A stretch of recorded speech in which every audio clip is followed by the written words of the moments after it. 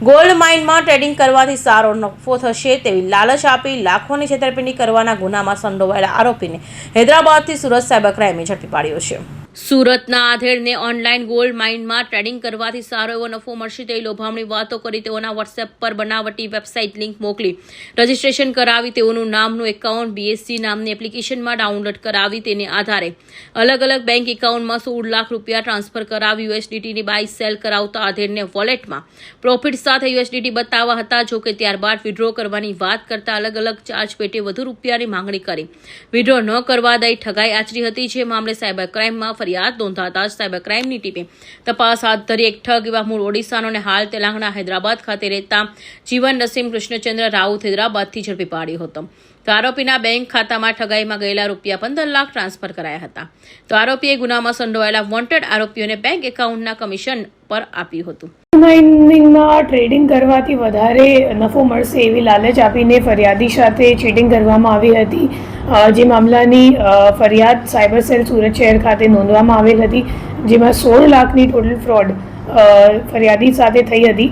એ કેસમાં પછી જે 15 લાખ રૂપિયા જે અકાઉન્ટમાં ગયો હતો, તો એ અકાઉન્ટનો જે અકાઉન્ટ હોલ્ડર છે એ એકચ્યુઅલી કરંટ અકાઉન્ટ છે અને કરંટ અકાઉન્ટ જેના નામ ઉપર છે, તો એમની ધરપકડ કરવા માટે આપણી ટીમ હૈદરાબાદ ખાતે ગઈ હતી અને હૈદરાબાદથી આરોપીને ઝડપી પાડીને અહીંયા લઈને આવેલા છે અમે। અને જે અકાઉન્ટ છે એને જોતાં ખબર પડી કે આ કમ્પ્લેન્ટ સિવાય હજી 5 કમ્પ્લેન્ટ છે આખા ઇન્ડિયામાં જે એમાં નોંધવામાં આવી છે, જેમાં ટોટલ 3 કરોડનું ફ્રોડ સામે આવ્યું છે।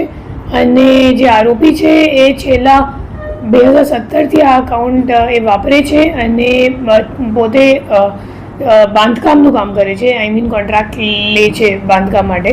અને અત્યારે એમને કામ મળતો નહોતું, તો ત્યારે ફાઇનાન્શિયલ સર્વિસીસ અને ક્રાઇમમાં લાગી ગયું હતું। અને હવે આ દિશામાં તપાસ ચાલુ છે કે આરોપી જેને કરંટ અકાઉન્ટ આપ્યું હતું ટ્રાન્ઝેક્શન કરવા માટે, તો એ માણસને પકડવા માટે અત્યારે અમારી તપાસ ચાલુ છે।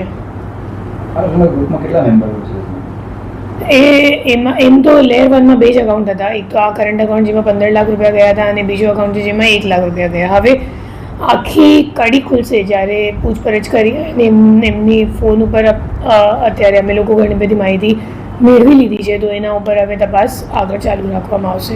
આરોપીને ક્યાંથી પકડવામાં આવ્યો છે? હૈદરાબાદ સાયબરાબાદ પોલીસ કમિશનરેટ એરિયાથી, અને એમના ઘર ઉપરથી આપણે ધરપકડ કરી છે એમની। આરોપી શું કરે છે, બેકગ્રાઉન્ડ શું છે, એનું કેટલું?